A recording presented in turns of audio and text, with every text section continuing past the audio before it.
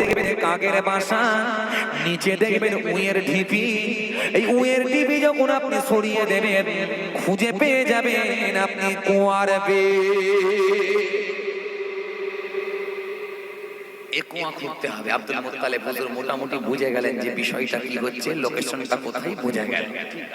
সকালবেলা কুয়া খনন করবো, বেরিয়ে যাব। বুঝছেন? এই কাবা শরীফের হাতের মধ্যে ঘুমিয়েছিলেন। মোট কাবা শরীফটা 10 বার ভাঙা করা হয়েছিল।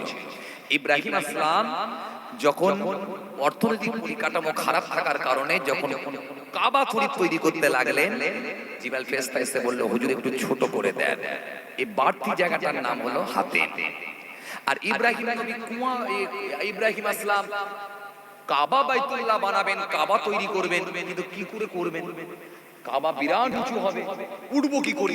সিঁড়ি নাই, জিসিবি গাড়ি নাই, লিফট নাই, তো উঠবো কি করে?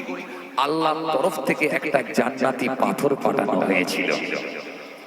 হযরত ইব্রাহিম নবী এই পাথরের উপরে উঠলেন। পাথরের উপরে উঠে যখন পাথরকে অর্ডার করতে, হে পাথর ওপরে আমাকে উত্তোলন করো, ওপরে আমাকে তোলো। ওই পাথর লিফটের কাজ করে হযরত ইব্রাহিম নবীকে ওপরে তুলতো। হযরত ইব্রাহিম নবী বলতেন, ডান দিকে চলো, পাথর ডান দিকে নিয়ে যেত। হযরত ইব্রাহিম নবী বলতেন, বাঁ দিকে চলো, পাথর বাঁ দিকে নিয়ে যেত।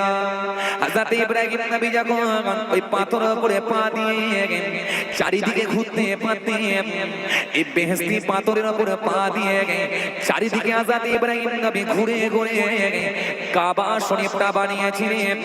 এজন্য কাবা শরীফের সাইডে যখন আপনি যান, মক্কা শরীফে গেলে আপনি দেখতে পাবেন এই ইব্রাহিম নবীর পায়ের ছাপটা পাথরের উপরে এখনো পর্যন্ত বসানো আছে, স্পষ্ট ভাবে বসে আছে। এজন্য ওই জায়গাটার নাম হলো মাকামে ইব্রাহিম। ঘেরা আছে, এখনো পর্যন্ত দেখবেন ঘেরা আছে। ওই পাথরটার নাম হলো